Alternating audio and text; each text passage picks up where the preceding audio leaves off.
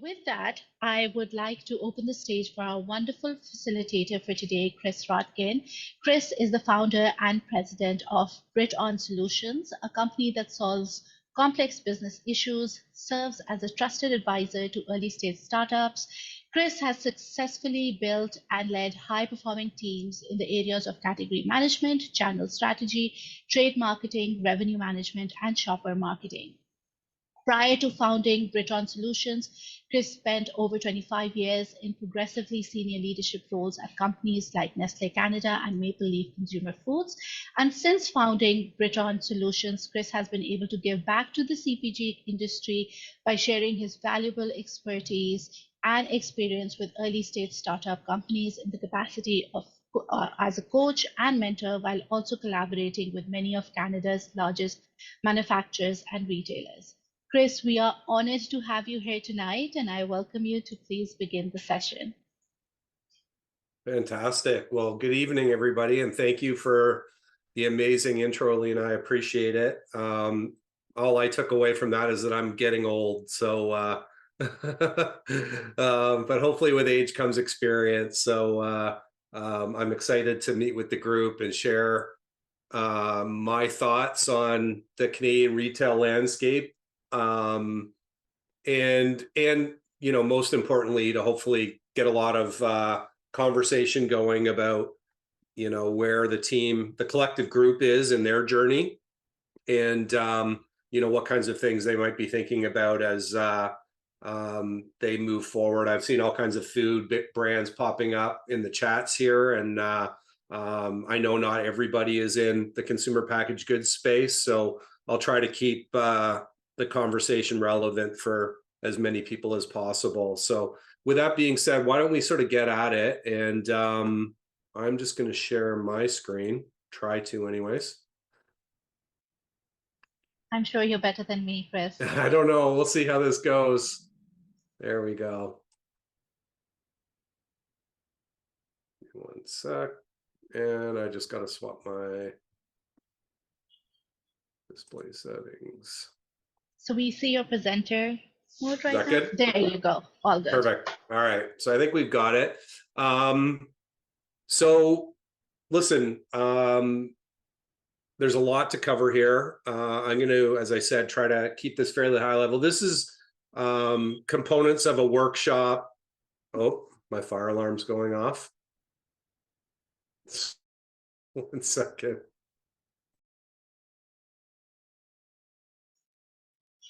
I hope everything's okay. There we go. Yeah. I think it's an overheated pan. So my apologies for that.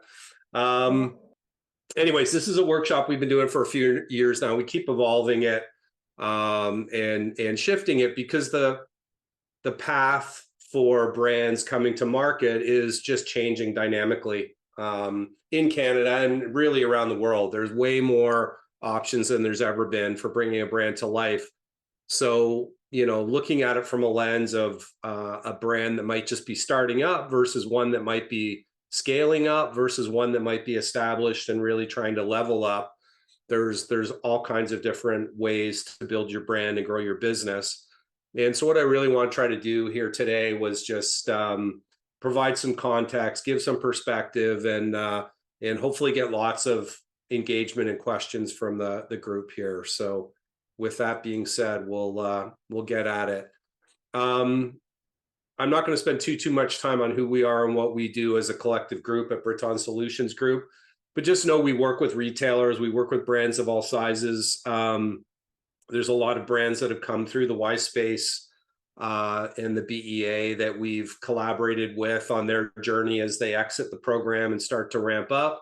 But we also work with a lot of very large CPG brands and retailers as well. So we're collaborating with brands at all levels and all sizes, and not just brands, but also other links in the go-to-market chain, whether it's distributors or brokers or 3PLs or agencies along the way.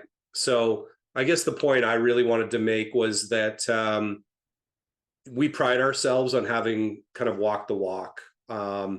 We feel like we play a really integral role strategically but we also we're pragmatic and have had to do a lot of the things that we're recommending to our clients. So we try to come at challenges or opportunities with that lens of having been there. So it's really just to say, as we go through this journey here, please, you've got me for the next couple of hours. I've got 30 plus years in consumer packaged goods. So you're going to get out of this what you put into it. So please don't hesitate to ask questions, jump in. And I'm not going to see the chat. I see, when things pop up, but maybe Alina, you can jump in and kind of be my right hand here if there's things specifically that the group wants to stop me on or ask about. Absolutely. Okay, so really a few things that I wanted to impart for everybody here.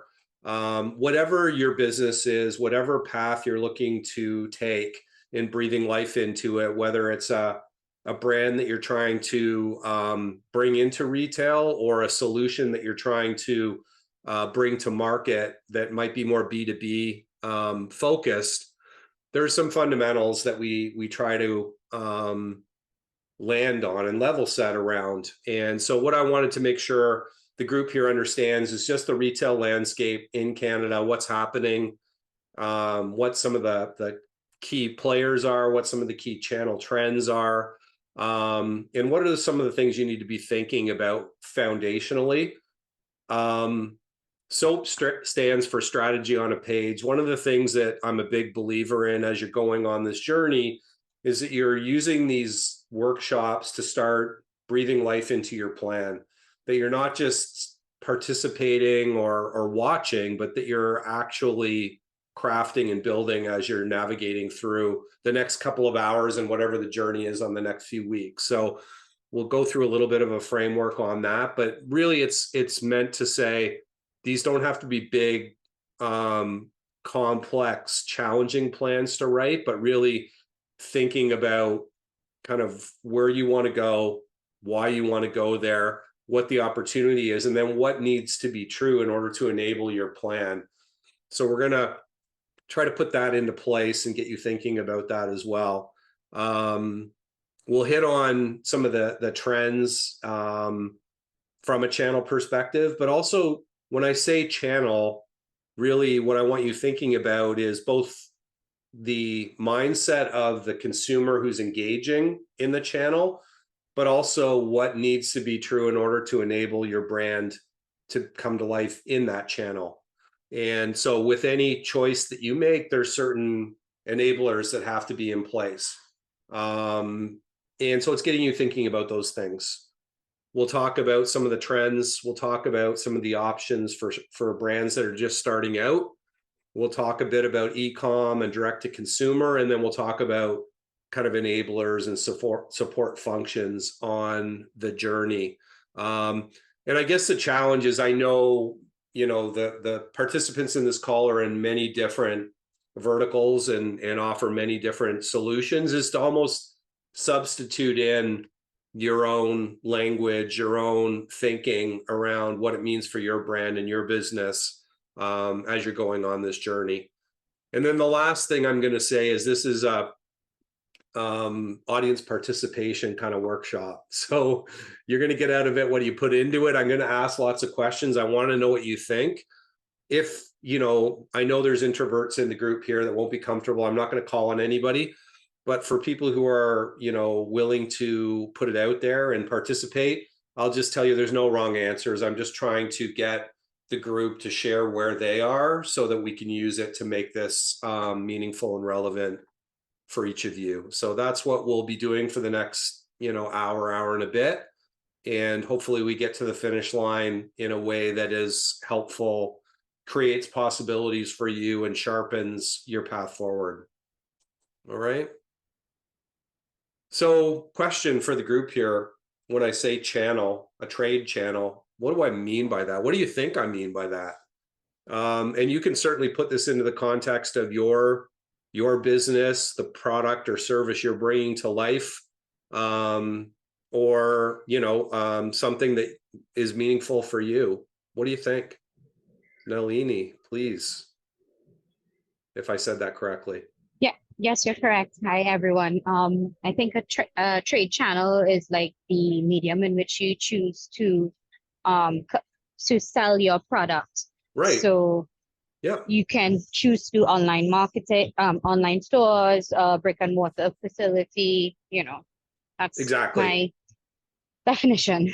No, that's perfect. You hit it right out of the park. So 10 out of Thank you.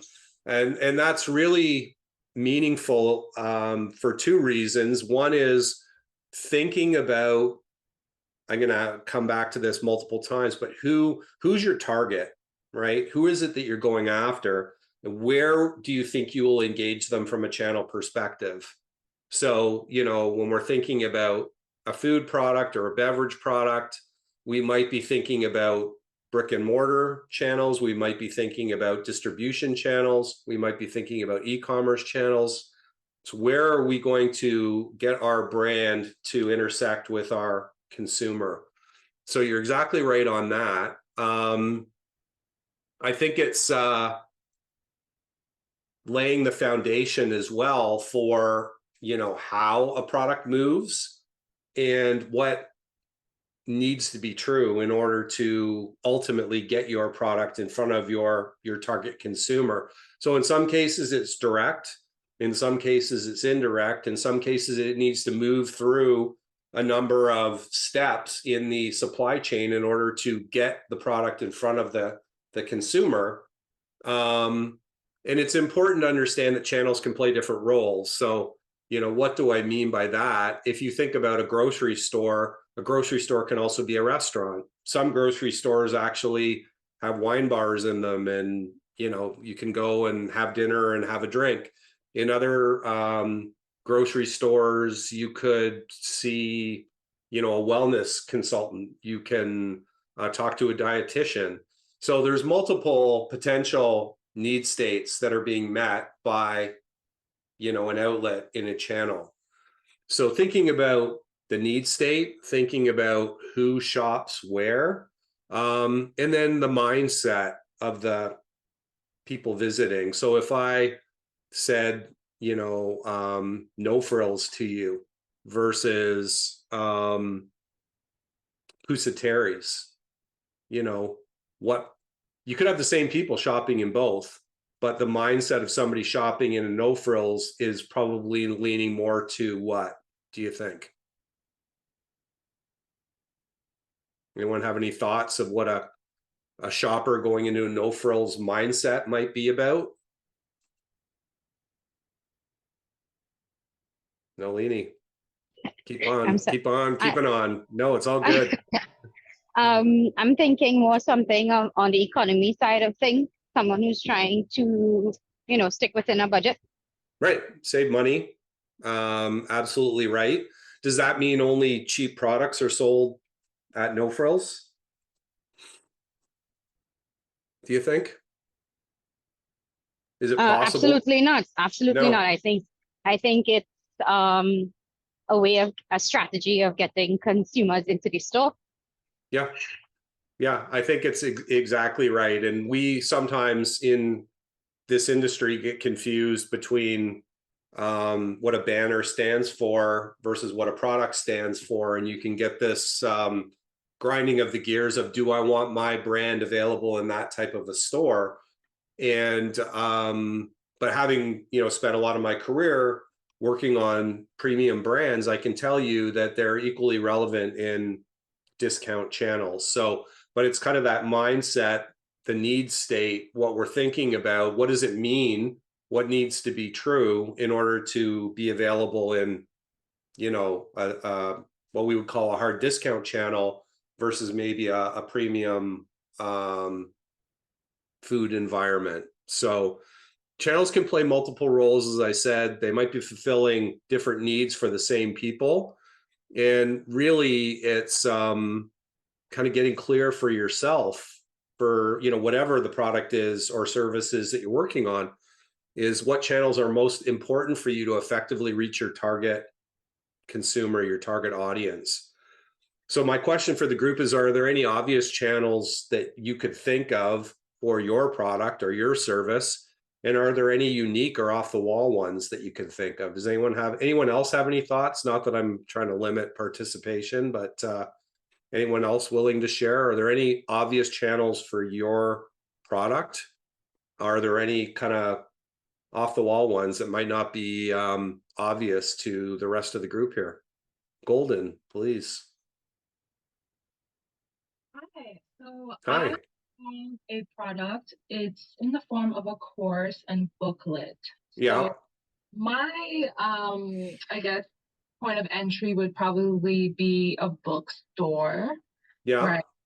In the self-help section. Got it. Then perhaps an off-the-wall one, which is popping in my head as I speak, is let's say, oh, that's hard. Let's say an off-the-wall one would be an interior design firm, because I do work with a lot of creatives and teams, and perhaps maybe partnering with them or connecting with them in some type of maybe discount of service or course within the company structure. Bam, did that on the spot. I don't know if it's right or wrong. No, I think it's great. It's exactly what I'm talking about. Is we tend to think in a very linear fashion about our solutions or our products and where we want them to be. And there'll probably be some very obvious answers for everybody. I want to be here, I want to be there. I think the challenge is, as you can see in this diagram here, it's not linear. And getting into your, bullseye customer or channel may require some creative maneuvering along the way in order to realize your end game. And we'll talk about that as we go, but that's exactly the kind of thing. There's no wrong answer. It's really like, where do I think my target market's available to me, and what are some ways that I can engage them to get them thinking about me while I'm working on my long-term goal of maybe being available in Indigo or Chapters or Kohl's or all of the above. It's all one big conglomerate. So that's exactly, there's no wrong answer. It's really thinking through, and this is what I did a lot of my career, was thinking about all of these different channels. If you think about Nestle Canada, we had ice cream, we had frozen food, we had chocolate bars, we had nutrition products, we had baby food, we had pet food, we had water, we had all of these different products. And my job was to really think about possible points of availability for those products. So, thinking about every possible end state and then prioritizing them and thinking about how we could make that happen and what we thought the potential size of the prize was and how easy or hard would it be to break through in some of those channels. And I'll give you some more examples of that in a moment as we go forward. So big question for the group, because this gets used a lot, is what does strategy mean? What does it mean to you? Anybody here have any thoughts on the word strategy? Golden, go for it. Strategy is my favorite. It's literally overcoming like anything that comes in your way. It's like, what is your strategy of overcoming your roadblocks, your obstacles, and really thinking outside of the box and connecting that to the values you have, the end goal you have, and then aligning that also with refining yourself if need be. Because sometimes when you get into a roadblock and your strategy may need to change from the last maybe problem you solved, you have to really start just being more fluid with overcoming and aligning that with the outcome of that end goal. Right. Yeah, I hear you. And I totally agree with what you just said. When we think about a plan, it's a living, breathing document. It's a living, breathing thing, right? And again, if it was a straight line and a predictable path for everybody, you wouldn't need contingencies. You wouldn't need to go, well, how am I going to maneuver through this, around that? What's my ultimate path? But pragmatically speaking, I would say we're really talking about choices. right? And I think it's maybe a different way of framing up what you just said is maybe options, contingency plans, but it's aligning your resources to optimally achieve your business objectives. So in my world, the way I was sort of brought up in consumer packaged goods was that strategy was defined in 3 words: allocation of resources. So if my brand, I want it to be available in a bookstore, then what do I need to be great at in order to enable that to happen? What resource allocation am I going to put in place to make sure that I can ultimately be where I want to be? And that's really what we're talking about here, is kind of mapping out that journey and saying, okay, in order to ultimately end up where I want to end up, here's what I think the path is going to look like. So here's what I'm going to invest my resources in order to really tip the odds or tilt the odds in my favor. All right. So I'm not saying, everybody has a point of view on what strategy means, but I think it's kind of delineating between what is a vision, what's an objective, what's my allocation of resources, and then tactically, what am I deploying to achieve the things kind of at the top of the house. So think about, if you're going to build a brand with a consumer or direct to consumer, maybe what you need to be great at is digital marketing and all of the support components that go with that. How to target, reach, message, engage, continue to retarget. I need to be amazing in that experience of having somebody buy my products directly, versus if what I really want is to go brick and mortar, through a distribution network and end up in front of shoppers in somebody else's banner, what needs to be true in order to enable that? So just thinking about the set of choices that you're going to make, and it isn't necessarily either or, it may be overweighting one set of choices and outsourcing some other ones in order to enable my path forward. Does that make sense? If it doesn't, or you want to come back to it, please, you're not going to hurt my feelings if we want to go a little more deeply into that conversation. So taking what we were talking about earlier, what a channel is and what a strategy is, what's a channel strategy then?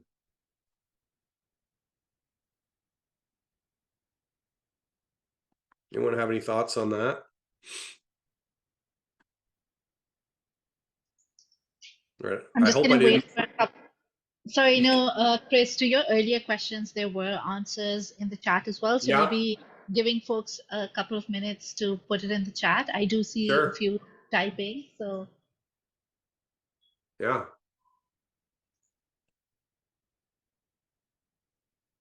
So if you recall, we said that let's go back one more here.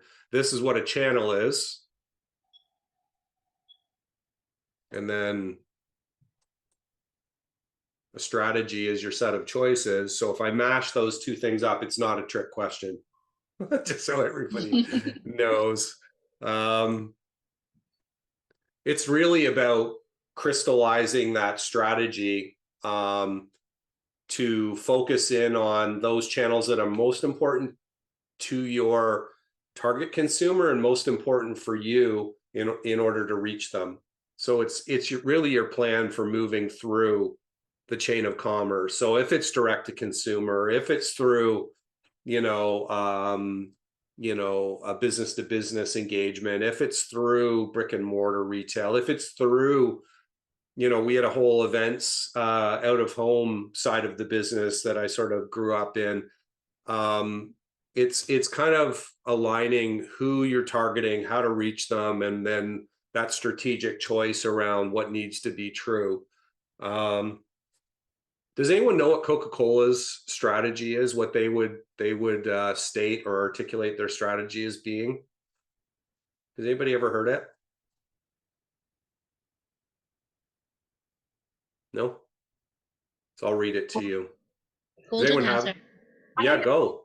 I actually heard it just last year. It was to have every a product in every fridge or in every household around the world. That's Yeah. yeah. Yeah, you're exactly right. The strategy literally is to be within arm's reach of desire anywhere in the world. So if I'm Coke, what does that mean from an availability perspective? I got to be everywhere, right? I need to be in airports. I need to be in restaurants. I need to be in events. I need to be in grocery stores. I need to be at the front of grocery stores. All of those things are true. Now that's Coke, they're billions and billions of dollars in sales. But if you're thinking about a product that you're bringing to life, that clarity of strategy, it really enables the choices that you're going to make around order of operations and how to get where you want to go. So Coke started in, pharmacies, quite honestly. They started in small local shops and grew. There were a lot of factors that were springboards to Coca-Cola's growth over the years, but it really started as, small local and trying to be in front of people at the point of desire, for lack of a better term. So if we can separate out, the billions of dollars that Coca-Cola derives from a sales perspective and kind of get back to foundationally what enabled them, it was that kind of clarity of thought. We want to be where, people are thirsty. And you would be shocked at how complicated some people make their strategic agenda. When I worked in ice cream at Nestle, I just wanted to be where the people were. That was the goal. So if you could get carts, if you could be at events, if you could be, moving around and getting to where the biggest clusters of people were, you could achieve your objectives. But there's a whole bunch of things that need to be true if you're selling ice cream, like I need to keep the product frozen. That sort of thing is what I mean by what needs to be true. So think about the framework for yourself, whatever your strategy is, whatever the channels are that you're prioritizing. Think about, what needs to be true. Think about the choices that you need to make. And, does anybody from this conversation, is there anything sort of bubbling as you're thinking, okay, for my business, maybe I've got my strategy, but I wasn't thinking about how to meet people at the point of desire? Or is it getting the wheels turning on some possibilities of things that maybe weren't immediately on your radar screen? Anybody have any thoughts or ideas that are percolating as we're talking through this?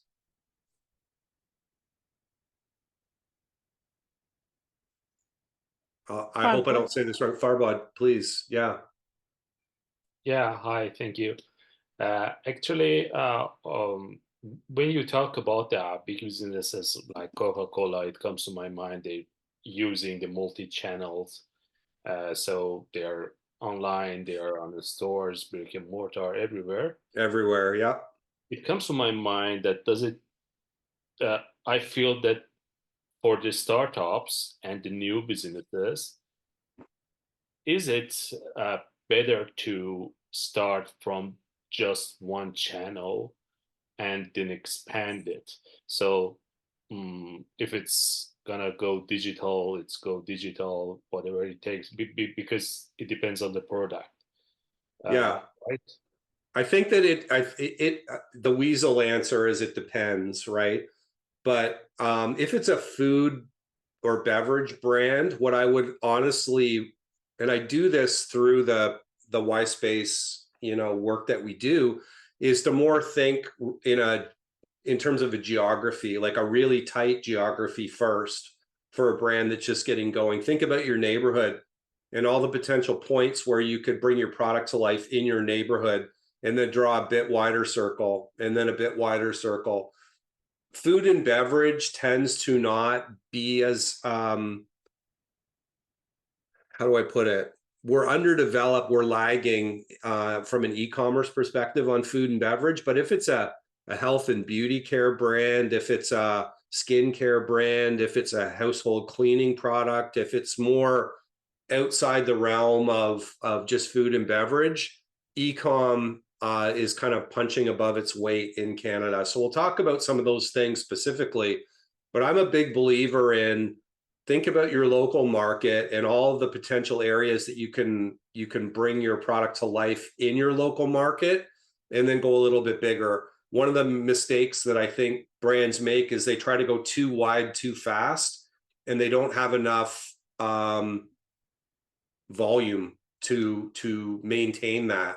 So their distribution network gets really wide really quick, and then it becomes really complicated to support it.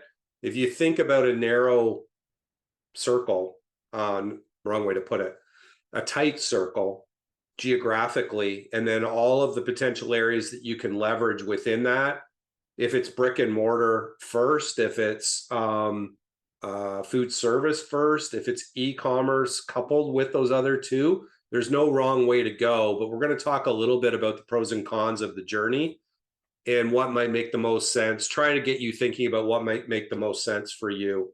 But I really feel like a lot of brands try to go too far too fast, and they haven't maximized the opportunities that are right in front of them to get some momentum, build a following, get a consumer group that's really engaging, and build that up, because it becomes a bigger strategic play later as we're thinking about expanding into new channels or getting bigger. So that would be my recommendation. But again, it's going to be different, and it is going to depend on the way that you're trying to bring your product or your services to life. So I'm not going to spend too much time on this. This was something that Judy Chang had shared with me from work that she does. And like I said, I'm a big believer that through these workshops, we should be thinking about, okay, like building out our plan and trying to do it tightly on a page. So Alina has this and she's going to share it out, but think about, like, who are you really targeting? This is something I ask often to the companies I work with, is who is your target? And usually I get the answer of everybody. And if your target is everybody, then your target is kind of nobody. So do you really know? And it's usually not just one group. Who is your high potential customer? And then getting clear on, what your offering is, where you can meet those people, how you're going to breathe life into, who you are and what you do, either organically through your network, whether it's paid search or, using influencers or people, around you to help make some noise. Like, how do you stand out? How do you bring this to life? And then thinking about below those lines, what needs to be true in order to enable the top of the house, the things that you're really trying to strive for over the longer term. So this is really simple, but it's meant to be. It's meant to crystallize big things in a really meaningful way. So just my ask of you is to be thinking about, where you want to go and what the opportunity is, and then what needs to be true underneath in order to, hopefully bring your plan to life and make it happen in reality. So I won't spend any more time on this specifically, but my ask of you is that you really think about, from this session and the other sessions that you're doing, how do you build this plan out in a way that's going to help you make some strategic choices that are going to hopefully get you where you want to be over the long haul. So we've talked about channel strategy. We're going to talk a bit about the retail landscape, and the reality is that the number of channels that you could choose to engage in are almost endless. But we talked about getting a product through a network into a store or, online. But what I would also ask you to think about is, working from your target audience back. Where are you likely to find them? where do you think they would be? Where do you think they would shop? Whether it's brick and mortar or e-com, or where do they go out of home where you can reach them? And do you know, right? Do you have insights that could help you better understand where they are and how best to reach them? So we talked earlier about, say, a No Frills versus a Pusateri's as an example. Think about e-com, whether it's direct to consumer, whether it's Amazon or Sobeys Voila or, you know, DoorDash or something like that.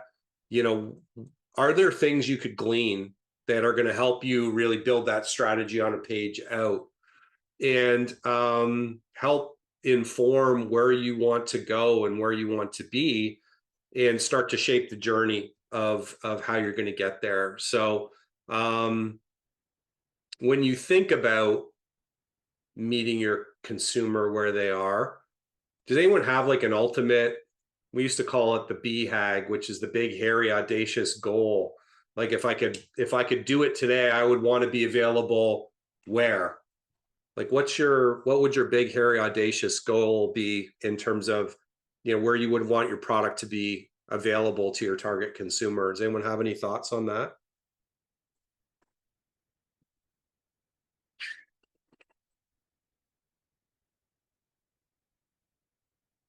I saw somebody post early that they're a granola brand.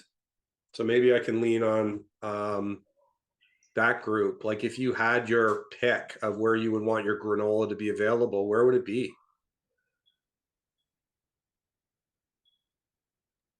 For me, it would be Costco. Costco, love it. One of my favorites. Why Costco, do you think? I want to be there because it's like, you know, easily accessible for everyone. And to be quite honest, I'm bringing a product to market. It's already at small markets, retail markets right now, but I'm bringing a Awesome. product. I'm bringing a product that does not exist right now as a frozen product. It's an ethnic food basically. It's a Caribbean flatbread, and I want it to be just as available as regular bread. Love It's it. made of the same ingredients and it should be there too. There you That's my go. vision. Brilliant. Thank you. Costco is smashing it on ethnic food. And the velocities that they do from a sales rate perspective are crazy. You know, like one product in a Costco in all of their buildings equates to about $4 million in sales in a year, for context. So Costco is an amazing brand builder, and they look for different, they look for unique. They're not following the pack. They kind of consider themselves to be leading it. So I love that. That's an amazing aspiration. So flip side is, if that's the long goal, if that's the big, hairy, audacious goal, you mentioned you're in some smaller retailers. How do you get Costco's attention? What's the journey, do you think? My journey is really I really want to have the Caribbean market talking about it, and and eventually I want to see it being demanded in such high volumes that I can approach Costco and be like, listen, you really need this. I already have this amount of sales happening, Yeah, and that's what I want to do. that's amazing. I love that. When you think about your target consumer, is it people of Caribbean descent? Is it them and people who love trying food of the world? Is it the average? You know, who would you say your target is? My target is people that love Caribbean food, and it's really a product that is pivoting on convenience. The product, so that the understanding for the group, it's called paratha roti, or traditionally we call it bus up shots in where I come from in the Caribbean. It is something that is nostalgic and that we love. It takes a talent to prepare, and it's something that's kind of the skill is kind of deteriorating, and it's being lost. Got it. Because it's very time consuming to prepare. So Interesting. with the advent of it being frozen and being available, just ready to eat. I think it's going to be there for anyone who wants a convenient meal, and it's very versatile. As I said, it is a flatbread product, so you can use it for anything, right? And currently, the advantage of it is that, like, currently, if you're thinking about grabbing a roti, you have to go to a roti shop, a Right. restaurant, to get that. It's not available in supermarkets. And now, so that is my challenge as my product. People are not looking for it in a freezer. Right. It's not something that's usually there, but I mean, I only started last year, October, and I already have customers that repeat. Good for you. So I'm happy about it. I just want to know, how can I move? How can I No, keep going? that's brilliant. Well, I'm going to really fight the urge to give you a whole bunch of advice here, but you can reach out to Alina and get my contact info, and I'm happy to, put our heads together and see what we can do to give you maybe a little more ammunition to break through for sure. But what I'll do is turn to the other side of the page here, and I'm going to keep the conversation going on your product. Going, all right, now thinking about what you've learned on your journey so far, going from production out to ultimately being available in a Costco, what do you think needs to be true in order to ensure that you're available in Costco, that your product is going to perform in Costco, and that your target consumer is going to find you in Costco? I think what needs to be true, and one of my founding principles, is quality and consistency. So I strive to always be available when someone needs it at all times. Right. I think, and if I flip it, if I take those words and refine it a little bit for Costco, Costco only orders in pallet quantities. They got 105 buildings, and every building would get 2 pallets of product. So I need to be able to produce to supply Costco, right? Doesn't mean that you do, just you would need to be able to respond to a purchase order from them. You would need to have the costing that would work for them and for you. You would need to have a way of getting your product into their network and through the supply chain while maintaining frozen temperatures, right? And probably you need a way to let people know you're there, right? So from a marketing and activation perspective, one of the mistakes brands make when they go into a new retail channel is they assume the shopper is already looking for them there. The reality is, and I think you said it, people don't necessarily know where to find it. They're not necessarily thinking this is a solution that's available.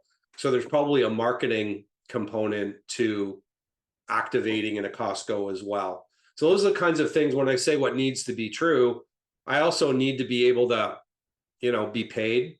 Costco needs to know that I'm meeting all of the, food safety requirements to be available in their supply chain.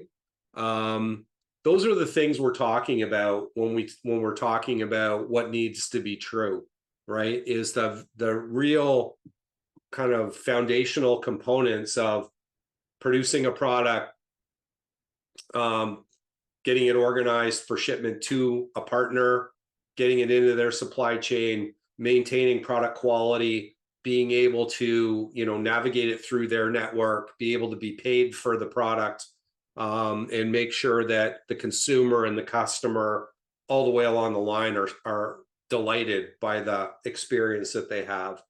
So when I say what needs to be true, those are the things I'm talking about. And for each of you, you need to think about what it means for you. But this is a brilliant example. So thank you so much for sharing that. I'm excited to hear more about it for sure. And for the rest of you on the call, it's thinking about, what does this mean for me on my journey? It might not be Costco that's your ultimate. It might be being available at Scotiabank Arena during Raptors games, or being, in a certain out-of-home dining experience, or being at a certain consumer event. Whatever it happens to be, there's things that need to be true in order to be successful in that channel. So think about those things. Where are my target consumers, and what would need to be true in order for me to meet them where they are in a way that really delivers. Just as an example, frozen and e-com are really challenging, right? From a perspective of delivering a solution that works for the consumer and works for the manufacturer, it's a real challenge to get frozen products through the supply chain in a direct to consumer way, using e-com, because I have to keep the product frozen. So there's certain things that may be desired as an end state, but not realistic yet. So thank you for sharing that. I love that example. So let me ask you guys collectively, whether you're in food or not in food, or CPG, just as a consumer versus a manufacturer, when I show you this Whole Foods logo, what do you think of when it relates? I'm going to give you some specific things to think about. When it thinks about when this logo, relative to pricing, relative to, being able to find products that would be meaningful for you, relative to local food, relative to diversity and inclusion, relative to certifications. What pops in your head around those things when you think about Whole Foods? Farbod, please. I would say that high quality, Yeah. and high cost, actually. Yeah. Price. Yeah. Price points high, quality's high. Do they reflect, do you feel, and it might just be an opinion versus a fact, but do you feel Whole Foods represents local food, local products, local vendors well, or no? It depends, actually. I saw some products in Whole Food that Okay. is kind of local, like Yeah. I would say like the flowers, something like that. But Okay. in general, I don't think so. No. So it might be more local produce, local, fruits and vegetables, those kinds of things. Maybe not so much local manufactured food products, that kind of thing. What about certifications? Like, are you confident if you buy something at Whole Foods that's organic, that it's organic or free from or whatever? Regarding the certification, they actually, I didn't exactly understand your question. So if you pick up a product at Whole Foods that says, non-GMO certified or organic certified or free from, it's peanut free or something. Yeah. That the products, as they're certified, that Whole Foods has done their homework, and what you're getting is what they say that the product is. Yeah, I think they're actually they should be get the third-party certification. I don't think the Whole Food does it themselves to No. get. No, but there's standards they have that don't exist elsewhere, is my point. But it was more a question of whether, the group here sees that when they think about Whole Foods. Do they know that? Are they thinking about that? Because part of the cost at Whole Foods is you've got product that has been really screened and certified. It's kind of the best of the best, would be the way they would say it. So reverse question, what about this? What do you think of when you see Walmart? Same idea, pricing, assortment, merchandising, local, diversity. Sunday, we have some activities if you are free to come. Sorry about that. I think That's somebody okay. unmuted themselves. That's all right.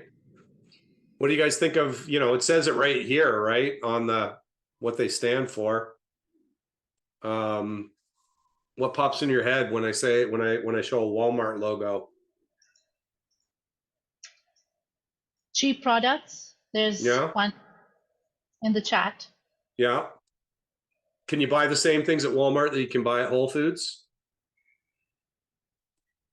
No, lower cost, more brands, not only local suppliers. Not only, you actually can buy, I'm going to nod yes, the same products, many of the same products at Walmart that you can buy at Whole Foods. In fact, I have clients who are working with both, right? So there's no agenda here on whether Walmart is good or bad or Whole Foods is good or bad. They serve different needs. That's what we mean when we're talking about a channel and we're talking about the mindset of a consumer. What the consumer expects going into a Whole Foods is different than what they expect going into a Walmart, but the same brands can exist in both. But some things need to be true in a different way. So what's the first thing that can pop in your mind is what might be different at a Walmart versus a Whole Foods if I have the same product available in both? What do you think? Is the price going to be the same? No, probably not, right?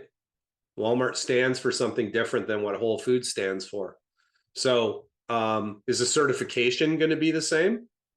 Like if I have a non-GMO product and it's available at Whole Foods and Walmart, is the certification the same? Yeah, it is the same.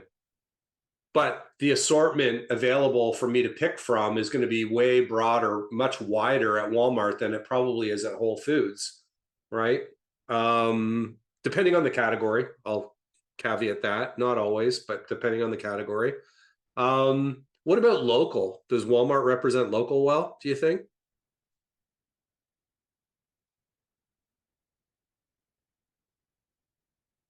What do you think?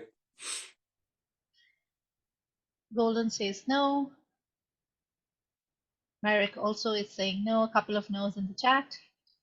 Yeah, it's interesting. So there's, just for the group here to know, Walmart has a thing called Store of the Community, which really is meant to represent local, where there's a distinct difference or distinct need in the trading area of a local store.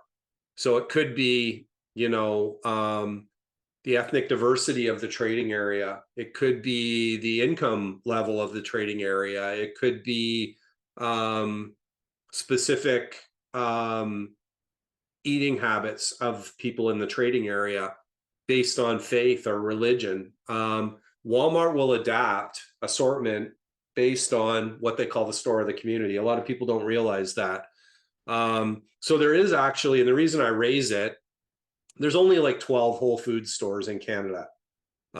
They actually do a really good job from a local perspective, both fresh and trying to represent the best of local food into those stores. Walmart has 425 or something like that stores. So breaking through at a local level with a Walmart is much more challenging than it is to break through at a local level with a Whole Foods. The reason I illustrate that is, again, thinking about your journey and what the order of operations is. If Walmart or Costco are the end game, there's a pathway to building your brand, building followership, getting onto their radar, getting into some of the stores, and then navigating your way up from there. And that's the very same kind of agenda that a Coca-Cola would have taken over the years to get their products in and build their brand up. So that's what I want you to start thinking about is, okay, what is my end game? Or my end games, depending on the channels, and who's my consumer and where do I meet them? And, how do I enable that journey? Right. So that's what we're going to talk more about now, is starting to shift gears and go, all right, comparatively, these two retailers, these are just two. But even Whole Foods, only with 12 stores, is really complicated to break through with. So how do we navigate that journey? How do we start to get on their agenda if the end game might be Loblaws? And I want to make my way through from one store to a few stores to multiple stores to maybe, getting on the agenda of a small chain of stores to a bigger chain of stores to ultimately making my way into a Loblaws, or similarly for a Walmart.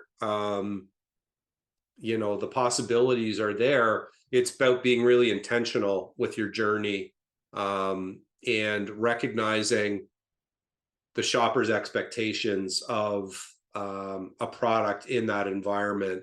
The interesting thing at a Walmart is you can buy Dyson, you can buy Bose, you can buy some of the most premium food products, depending on the category, at a Walmart.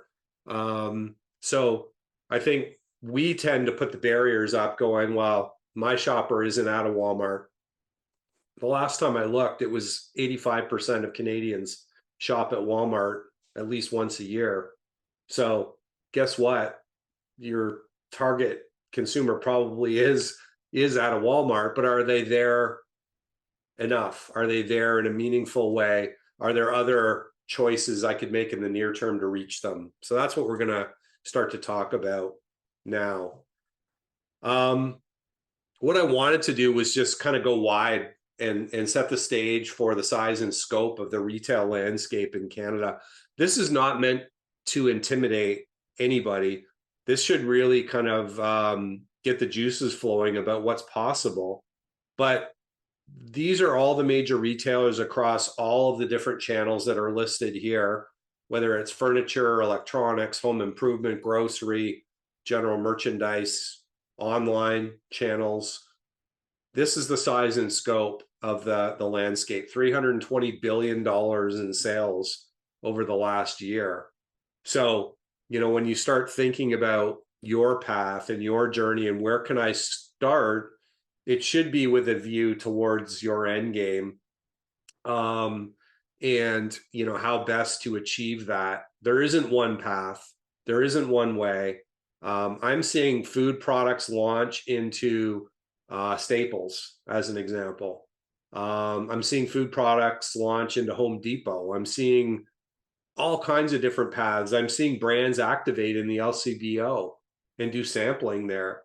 So there's no one way. There isn't just a linear path to your end game, but recognizing that each of these massive retailers, you see Costco here, that's 104 buildings in Canada of Costco versus Dollarama that's at like 1,500 stores, right? So thinking about how I could potentially get where I want to be, how do I get on the radar? How do I make that happen? It's not, there's no simple path, right? You need to build it from the ground up. You need to build it from your local market up. And the thing I would say is the common thread is these brands that can create this following, this cult kind of following, are able to accelerate the journey of what used to be a really long and sort of arduous road of working your way up through the channels and ultimately becoming available in Sobeys or Loblaws or Metro. We're seeing brands kind of hack the system, for lack of a better term, and get where they want to go fast. But understanding the landscape right now, if we sort of narrow it back down on consumer packaged goods, which is, anywhere from 115 to 145 billion in sales in Canada, depending on, how it's being measured and who you're talking to. These are the big players within that food, beverage, traditional consumer packaged goods landscape. One of the things I wanted to point out is over the last year, we're really not seeing much in the way of growth. We've all heard about inflation. We've all heard about the challenges on the Canadian consumer.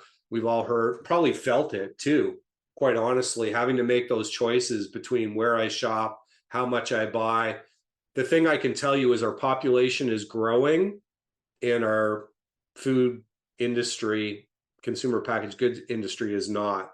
So we've got this gap emerging where we're not realizing the growth that we should be realizing as a market. I think that's a a short-term thing that will correct itself as we move forward. But for now, that's part of the dilemma for retailers as they look at bringing in, new brands, new products, new items into their assortment, is they're not growing.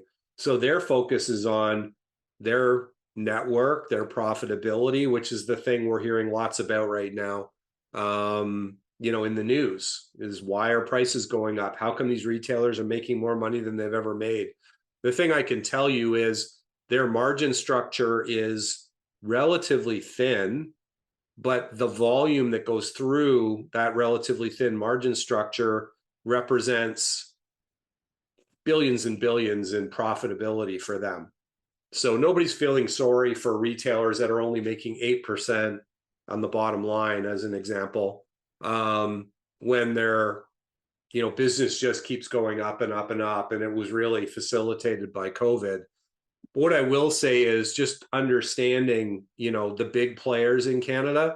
You've got Loblaws, it's about a quarter of the market. Walmart, 15%. Costco, that we just talked about, 16%. So you've got about 5 big players that make up about 80% of the market here, and then everybody else. So having that big, hairy, audacious goal to be in a Costco is absolutely the right thing to be shooting for. How we get there is the challenge. How do we build up locally in a really, focused geographic build, leading to, the enablement of getting into a Costco? That's the challenge. That's what I want to turn our attention to. That's what I want to be thinking about. Because even, somebody like Longo's, which is now part of Sobeys, or Farm Boy, these are smaller chains, but they're still really hard to get into. So that the journey to getting into them is one that requires you to be really creative and innovative in building that cult following.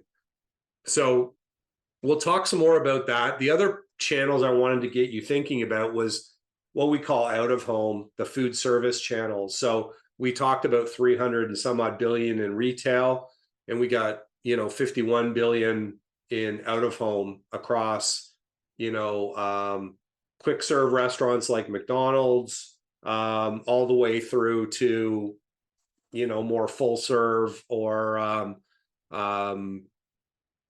chains like Boston Pizza and places like that.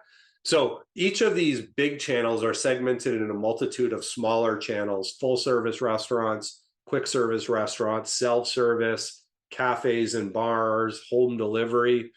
And then, even in food service or quick service, you've got food trucks, you've got, places like Burger King and McDonald's. So the thing I was trying to get people thinking about was, how many outlets are we talking about that how do I start to prioritize my journey? And I like to think of it in the context, not just of how big a channel is, but how many outlets are in it. So we're talking about another 7,000 outlets that exist in the food service channels. And many of them are independent food service operators that might be operating in your, local market now. So thinking about the journey into one of these big players, a lot of emerging brands think about Starbucks strategically. How am I going to ultimately get there? And the pathway to getting there may be through, some of the independent operators that are existing in your market today. So just think about things as broadly as you can, and then start to narrow them down into, what's meaningful or relevant for you. Chris, Farbad, yeah. Sorry, before you move on, there is a question in the chat from Ayat. Sure. In the previous slide, with the different channels making up the landscape in retail, how should it shape our strategy to hack the system and go up through the channels? Should we look at it as end goals, or should our journey instead start from those main channels? I think those are the end goals, but this is kind of the way to hack it. So we're really going to turn our attention to that question specifically. So a couple of things. All of these big retailers have local programs, which are a great way in for brands that are just emerging. but you still need to have a track record of volume. You still need to have a following. You still need to be able to show them that your products are going to perform even in these limited availability environments. So I think it's really about building that followership is the key. What we're finding is that it used to be, you know, I'd start with a small retailer and work my way up into a bigger one. It might take me years to achieve that journey. What we're seeing are brands coming in now, direct to consumer, e-commerce focused on building that followership. And then they're able to monetize the followership by saying, Loblaws or Sobeys or Metro, put me in your stores and I'm going to turn my hundreds of thousands of followers loose on your banner. And it's just a game changer.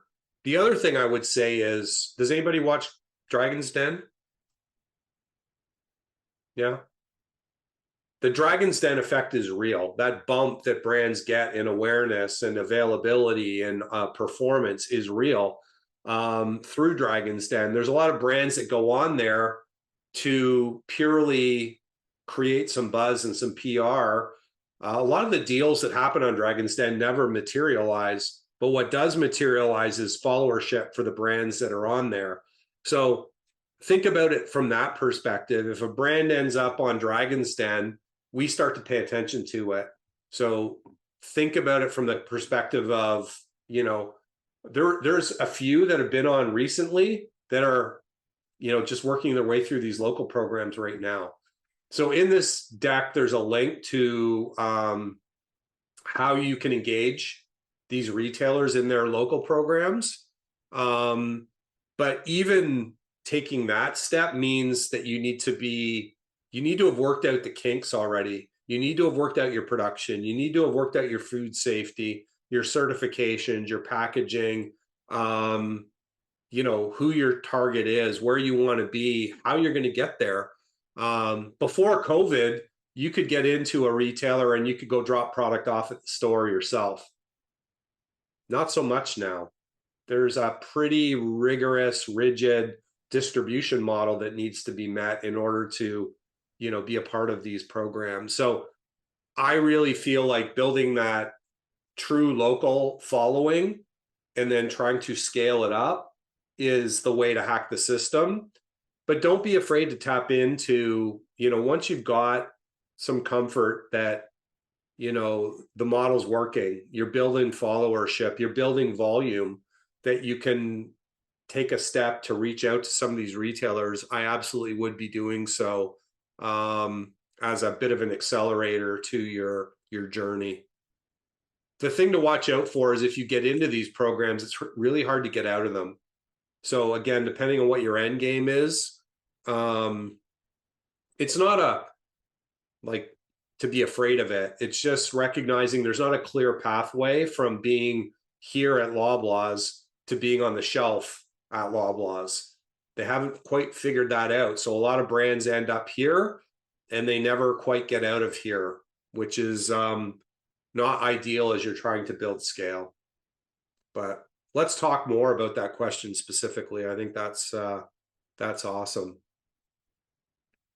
So we've hit on a lot of these things, you know, local program considerations, and these would be true even for, you know, dealing with a, you know, independent retailer near your home. Is you got to think about your packaging, you got to think about food safety, you've got to think about how you're going to get your product physically into their environment. Even if you go direct to consumer, you've got to think about these things. You've got to think about how you're going to activate your brand. The mistake a lot of brands make is they think this is the win, getting onto the shelf here. And the reality is that's not the win. The win is when your product starts to sell and we start to see, you know, gaps. We start to see products being out of stock because they're moving and we need to adapt. So think about it from that context and, you know, just do your homework around what it would mean to, you know, wrestle these things to the ground. What would it cost? What is the potential upside? And certainly I would be engaging truly locally with the independents, near your home, whether they're restaurants, stores, other businesses, to kind of work the kinks out and the bugs out on your journey. The place to work it out is not in front of Loblaws or Sobeys or Metro. Farbod, please, if I'm saying your name correctly, if I'm not, correct me. Yeah, it's correct. Excuse me, I have a question. Actually, it's out of curiosity. You said that you have some products or some businesses work with these giants. So Yeah. I was wondering how do you have any experience or real story about as a supplier about the bargain power of the supplier when you want to negotiate with these brands like whatever Costco or Walmart? Yeah, like I would be lying if I said that even the big brands don't have tons of leverage. Where you have a lot of leverage is where you own the consumer, right? So if you think about a brand like Tide, there's very few brands, Coca-Cola, that a retailer will be able to remove from their store and not feel it in terms of the consumer backlash. So did anyone see, probably 6-9 months ago, Loblaws took all of Frito-Lay's potato chips out of their stores? Does anyone remember that? Hear about it? No? So PepsiCo, who owns Frito-Lay, tried to put through price increases, and Loblaws was not willing to accept those price increases. PepsiCo said, we're not going to supply you anymore. And Loblaws said, fine, we're taking your products out. What they moved in was a local brand called Neal Brothers. And it was such a huge impact for Neal Brothers that it completely changed their pathway forward as a local brand. They've become this national phenomenon. The only reason I say that is, ultimately, Frito-Lay had to make some decisions on whether they wanted to be available there or not. There's only a few brands that could really be able to push back if a retailer here tried to use their size to make a point. From most small brand perspectives, the only leverage you have is really built off of what we're talking about on this page, which is if you do a great job of building a followership with the consumer, and I'll call it even cult followership, that's the leverage you have with a retailer. And I don't mean leverage in a bad way, right? Them leveraging low cost from you, or you leveraging, some preferred agreement from them. What I mean is when you own the consumer and you can steer them, there's a value in that.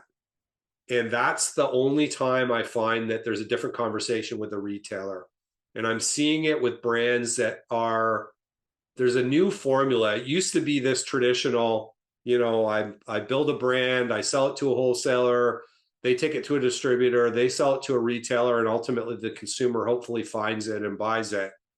Whereas you've got now this new model of, building a brand, taking it digitally, building a cult following, and monetizing that following. So I'm not suggesting that that's the only path, but what happens if this path is that it is the hack to the system. It is the way that brands are able to come to market faster and get retailers to pay more attention to them because they've got this following, they own this group. And so we're seeing over and over and over again, some of the biggest brand launches that happen are digitally native brands that ultimately go into brick and mortar. So I really do think that it isn't either or, but I do think building this following is key for a couple reasons. I've highlighted here first party data.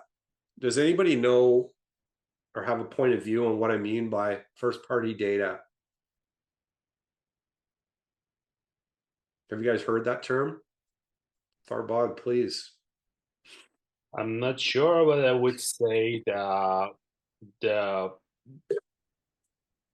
um, the thing that your customer or consumer, whatever, if you want to make your research or survey or do it through the focus groups, Yeah.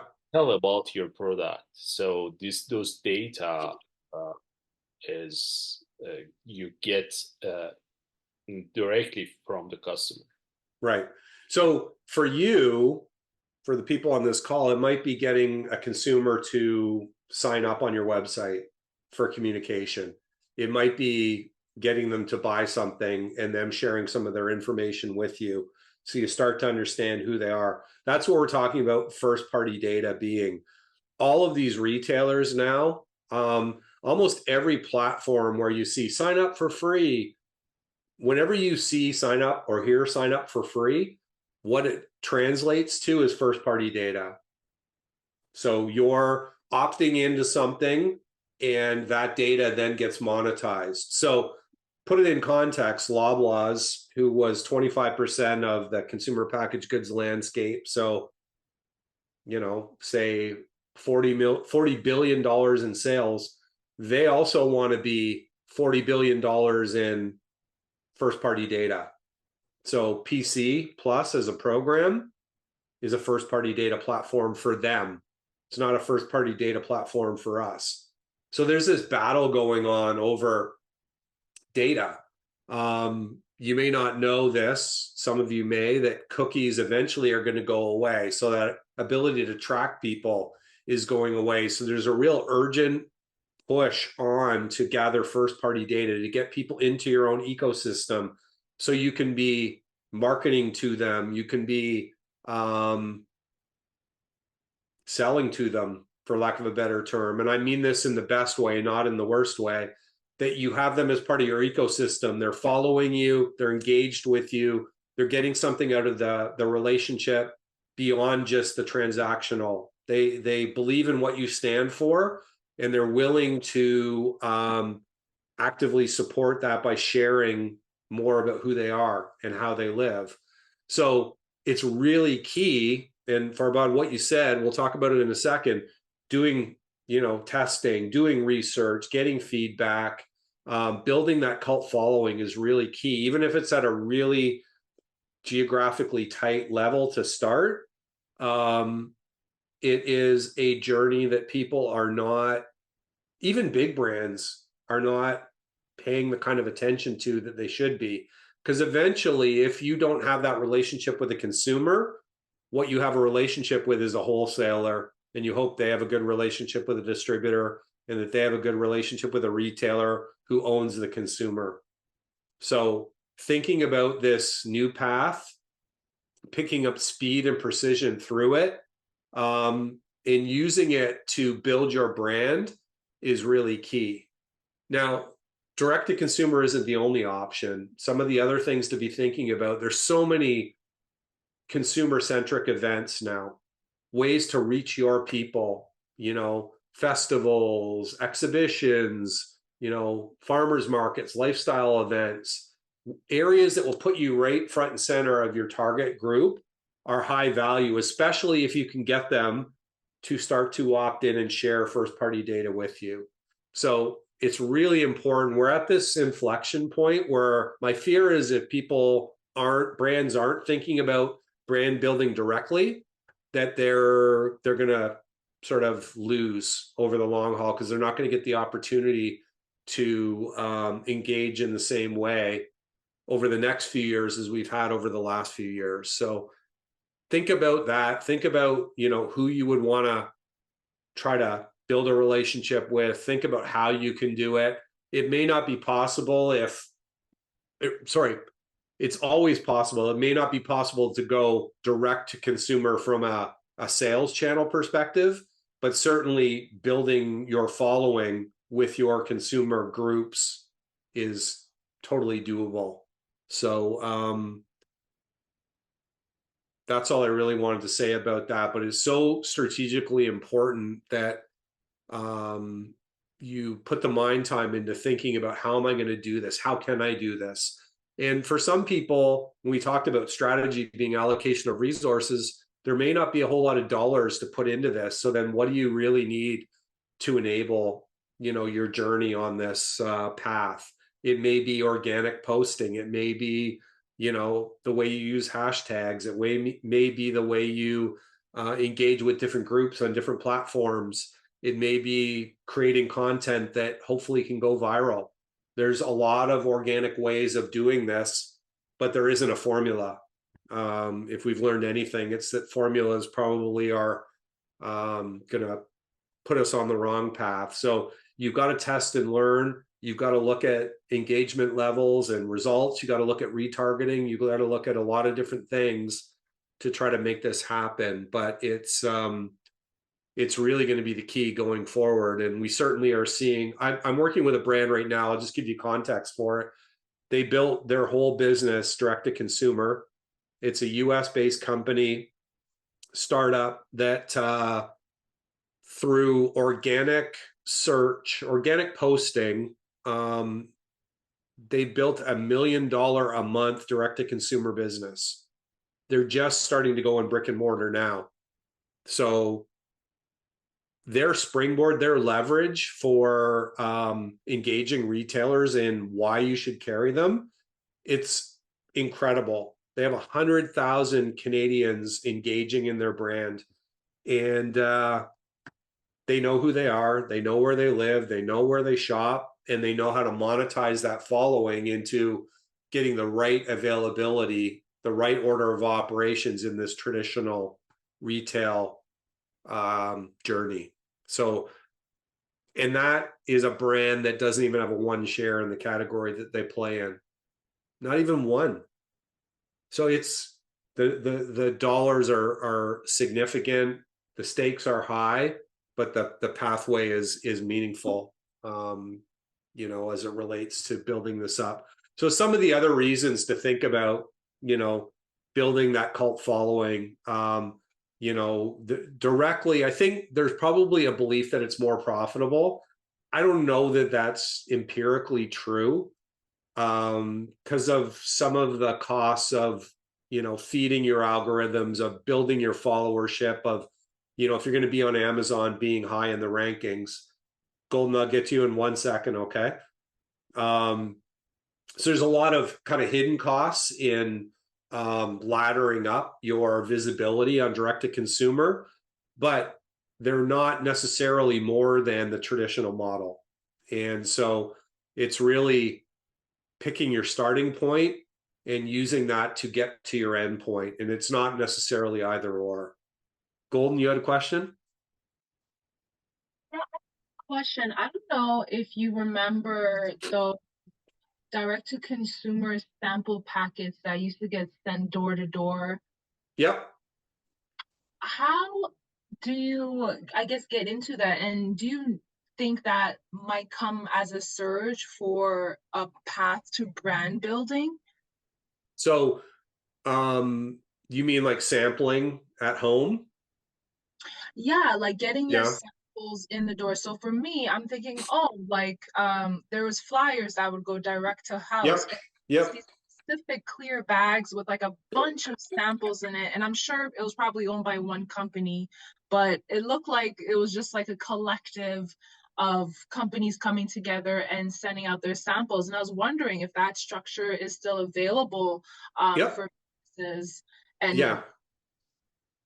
It absolutely is. There's very traditional Canada Post driven direct to home sampling.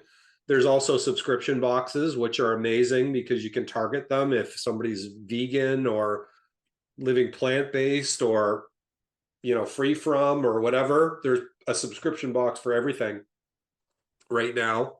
And there's companies that this is what they do. So I can't remember the name of them, but I'll take a look and I'll send Alina, I'll send you a couple of links of, who does that. But there's, a subscription box for almost every interest.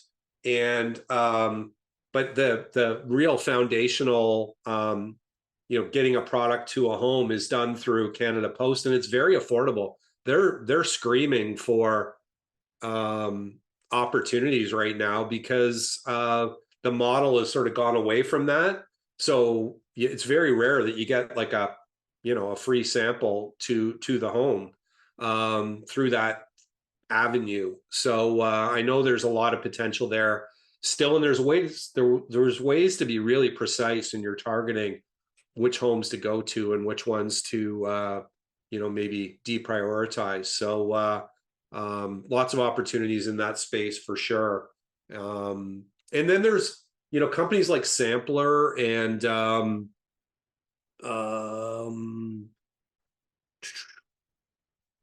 Field Agent both do sampling boxes where the people, they do it as a research mechanism too.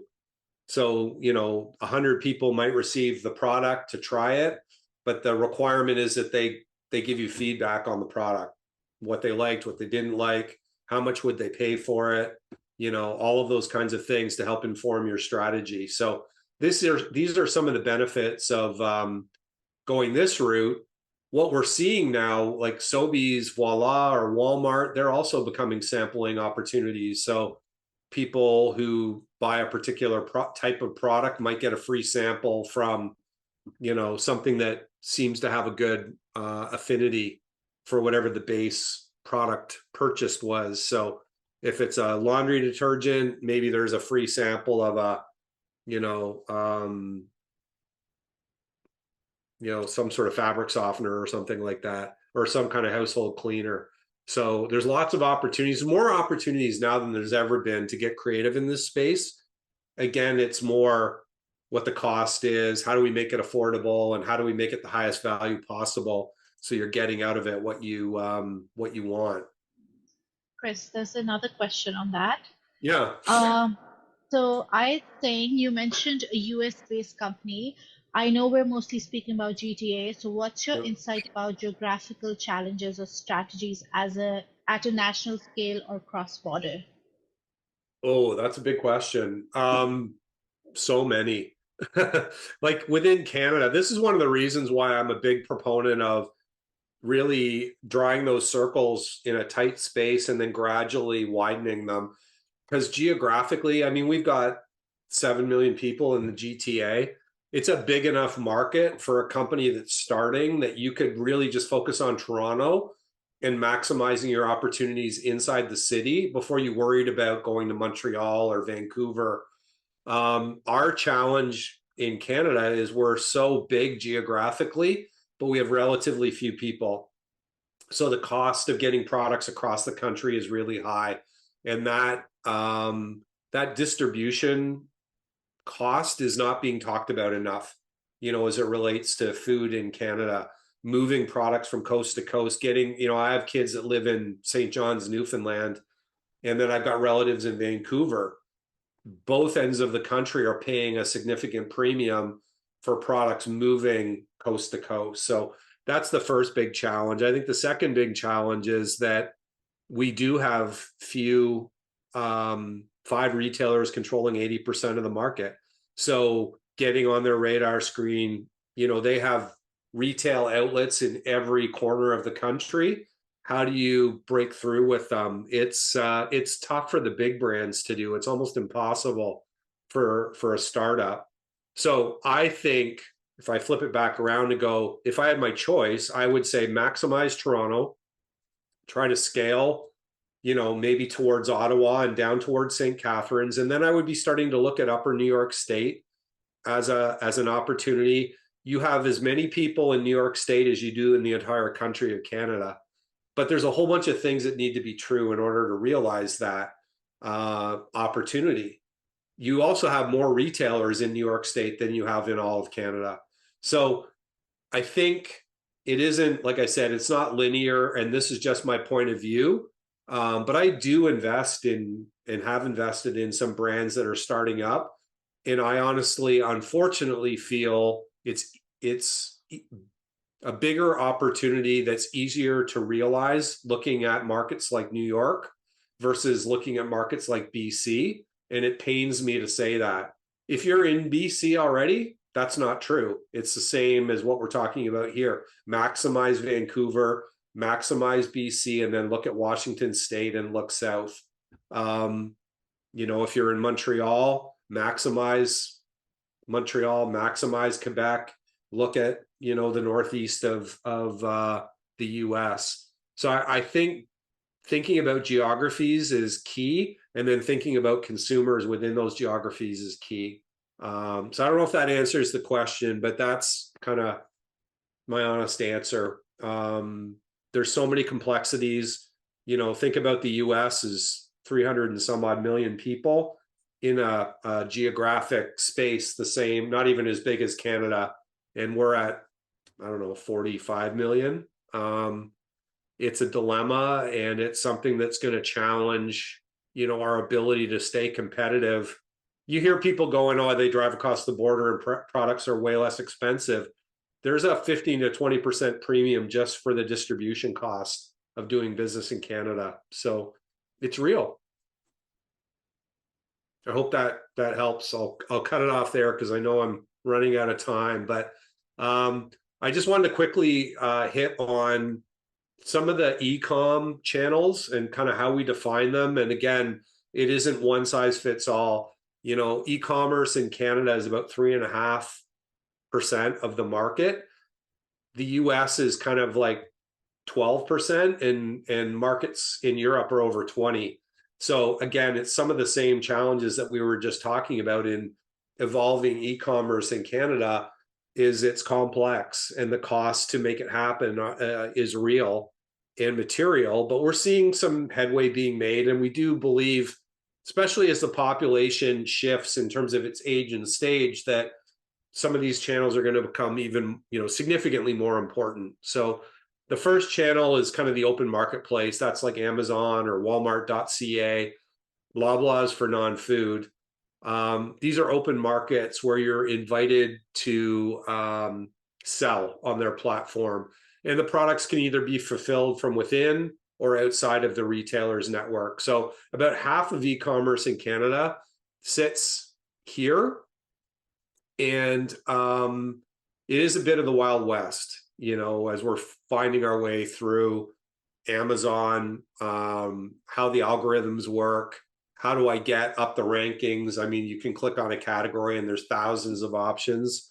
So being meaningful and relevant on these platforms is key, but I would be exploring these, and especially for products that work.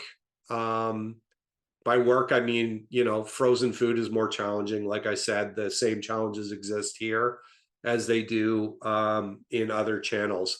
But maybe some of these other options work better if you're frozen, looking at like Grocery Gateway or Costco.ca or Sobeys Voila.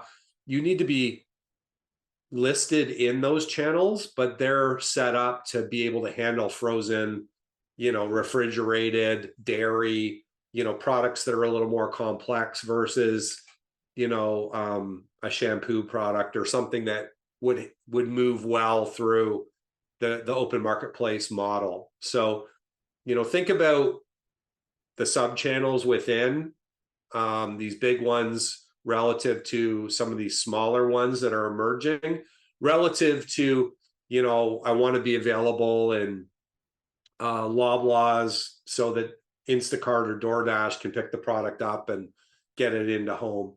So the hub and spoke model means you need to be physically available in the local store in order to be, picked and packed as part of either PC Express or how Metro does it, or through Instacart or DoorDash or one of those third-party platforms, from a more immediate availability perspective. So the key to those is being available in the local store.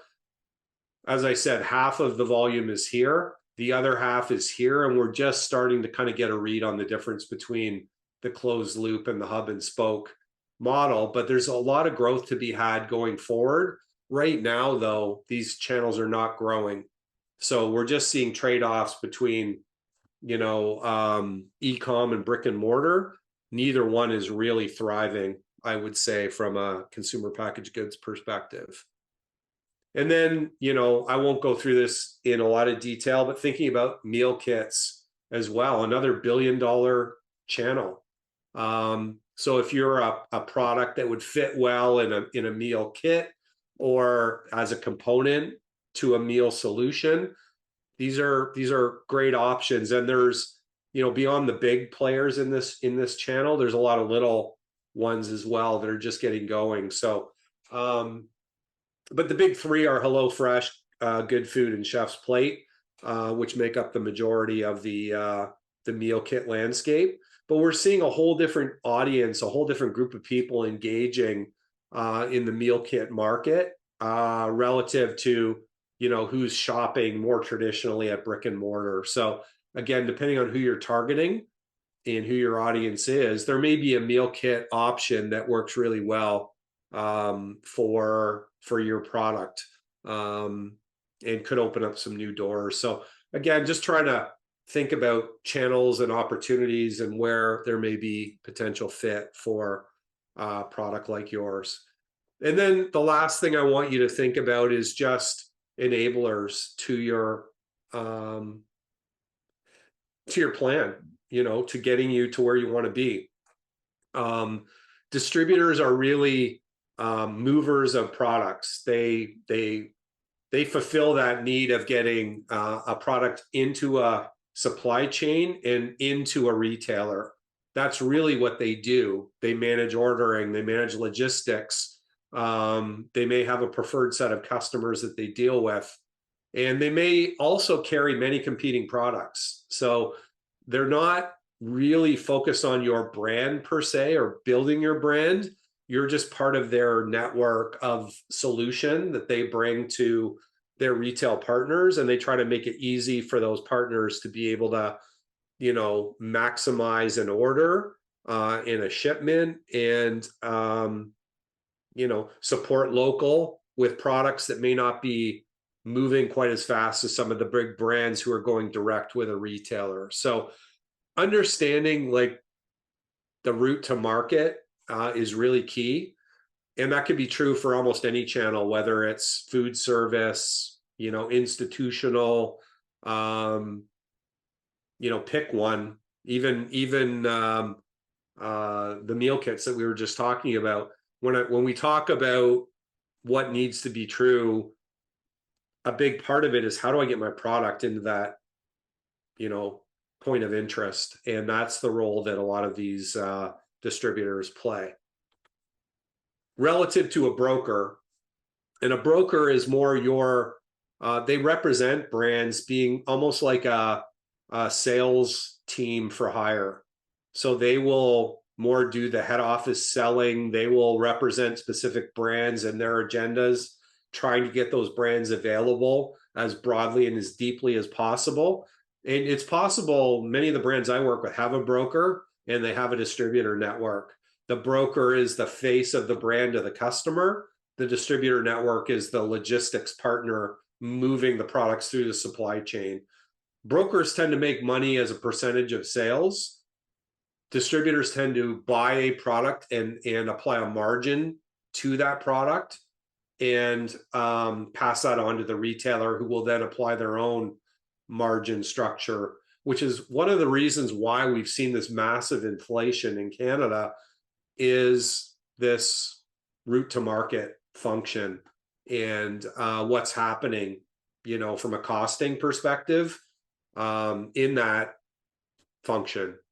And it's having a material impact on how products are priced at retail. And it's accelerating that focus on direct to consumer. So do some homework around, distributors and even, 3PLs as it relates to direct to consumer and brokers, and what role they might be able to play for you. And it may not be appropriate now. You may not need it yet. But if you break through, if you get that Costco, engagement and they order hundreds of pallets from you, you need a way of getting those pallets, into their network. And this is where these things become important. And really, it's kind of understanding, how things work. What role does a broker play? what role does a distributor and 3PL play versus what role do you play as the brand, and how does everybody work together? Question for the group here: who drives the agenda in this environment? Even if it was like, you know, X, you only had a distributor and they were helping you get to market with a small set of stores, who drives the agenda? What do you think? Anyone have any thoughts? Does the distributor drive it? Does the retailer? Does the brand? A couple Who of drives it? responses in the chat. For Yeah. saying brand, Alice is saying the customer. Yeah, I mean, really, ideally, you want it to be this consumer in the middle. But my point is, functionally, between the brand, the distributor, and the broker, the brand drives the agenda. And many people forget, and they abdicate the responsibility to the broker or the distributor. Nobody's going to represent the brand like you are. Nobody's going to, you know, hold the agenda as preciously as you are. So don't ever abdicate responsibility. You might pass accountability, but the agenda is driven by the brand, who should really be listening to, you know, the consumer in the middle. So as you're scaling and thinking about this in a really pragmatic way, even at a really local market level, it's good to get into practice of going, I'm the one driving the agenda here, and I'm doing it based on what I know about my consumer, what I know about the market, and the path I'm trying to go down. So hopefully that makes sense. So I'm not going to read through my final thoughts. It's just a, you know, reconciliation of all the things we talked about. But my ask of the group here, I know that Aline is going to send out the summary. This is all in there, is to just think about my big, hairy, audacious goal is to be where. So what needs to be true in order to enable that? And then what's my path to getting there? And it might start with one store or one restaurant or one office or one bookstore, and kind of building that followership up. Remember what I said. I think the key to this whole thing is trying to build that cult followership, getting engaged brand ambassadors who really believe in what you stand for, what you're trying to achieve, and that recognizing there's a community of them that you can pursue and build relationships with. And the more people you can get in that community, the more value you bring with your brand as you look to go to market with it beyond, you know, your direct to consumer relationship. And anything else is more, it's not transactional, maybe more traditional. It's going to take longer. And the key to the whole thing is scaling up availability and volume over time, and doing it in a way that, you know, works, you know, from a financial perspective. So it's not easy. It's a complicated Rubik's Cube that needs to be solved. And for each one of you, it's going to be a little bit different. But hopefully we've given you some things to think about on the path forward. And with that, I will just say thank you for your time and for coming on this journey. And are there any questions? This was just amazing, Chris. Honestly, it's always so informative sitting through your workshops, but amazing. Thank you. And I hope, listen, my goal here was to not overwhelm you with like 10 million things to think about. I just wanted to try to challenge you and inspire you to go, no, I want to be at Costco. So my journey to getting to Costco means I need to win with this store down the street first, the people in my neighborhood first, and I'm going to scale up from there. And I'm going to get it to a point where Costco can't ignore me.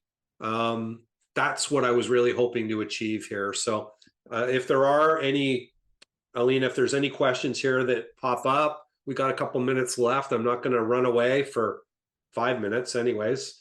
But if there are any, you know, fire away.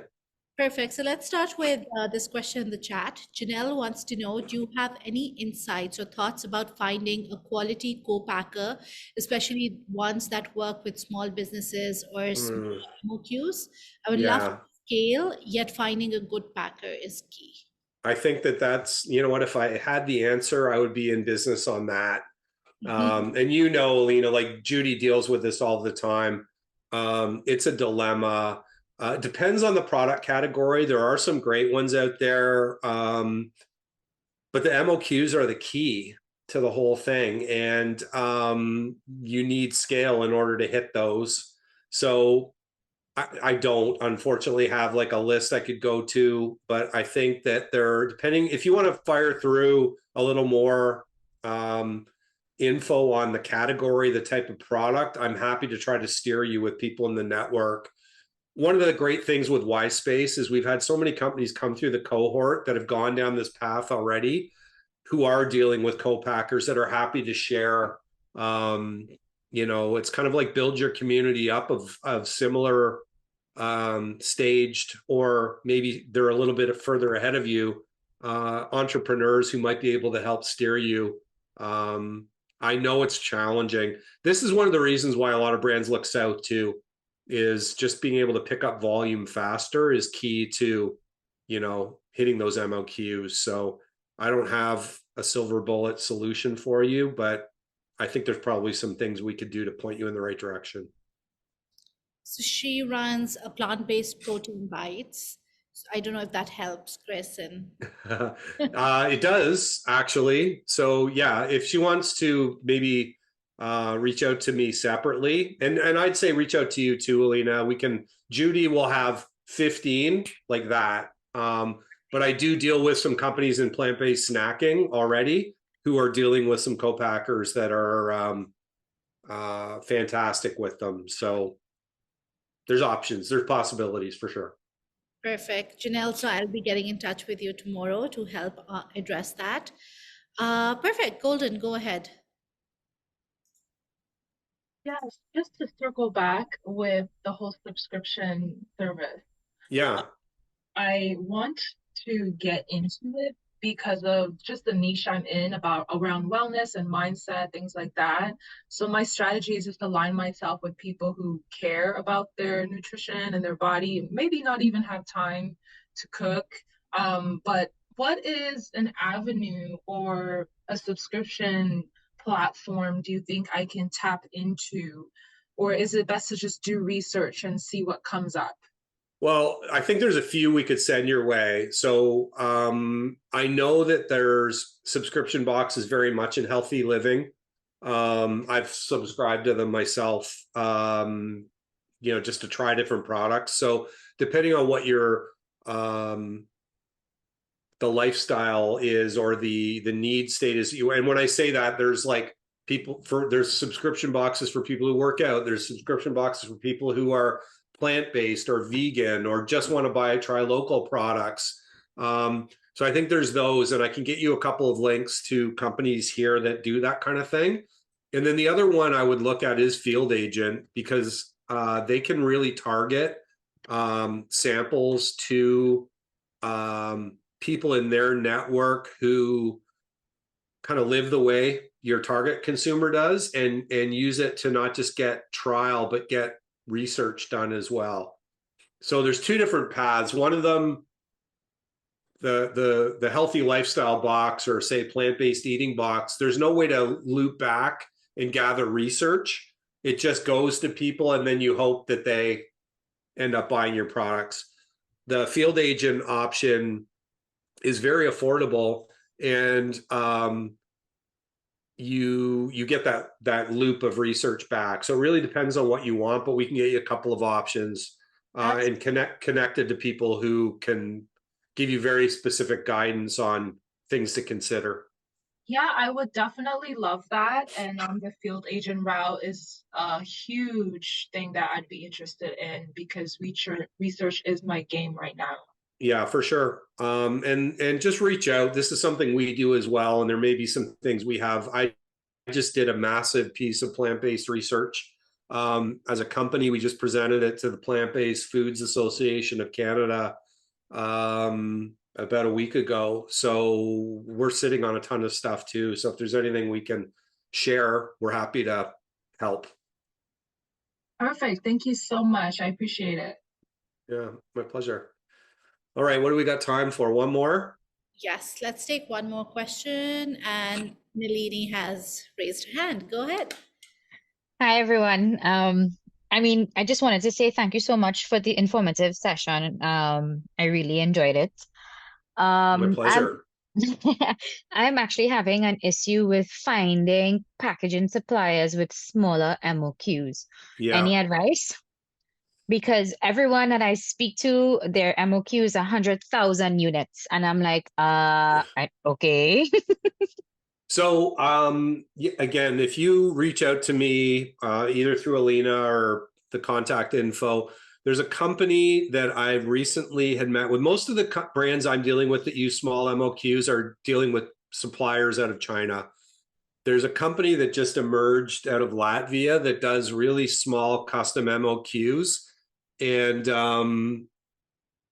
they seem to be a really viable option for kind of an affordable alternative. There doesn't seem to be much local that is a possibility, but there are options out there that I mean, I don't know what their minimums are, but I've not heard, in the meetings that I had with the company out of Latvia, there wasn't 100,000 units mentioned as a minimum. They seem to be, what they try to do is build a community of brands that are looking for similarly shaped or formed packaging. So I think it depends on how custom it is and whether you can pick from an assortment of packaging that they've got and make it work for you.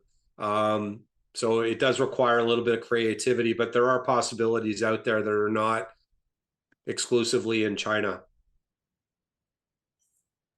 Awesome. Thank you so much. I'll definitely be reaching out. Yeah, that's perfect. All right, I'm going to cut it off here because I need to eat dinner. But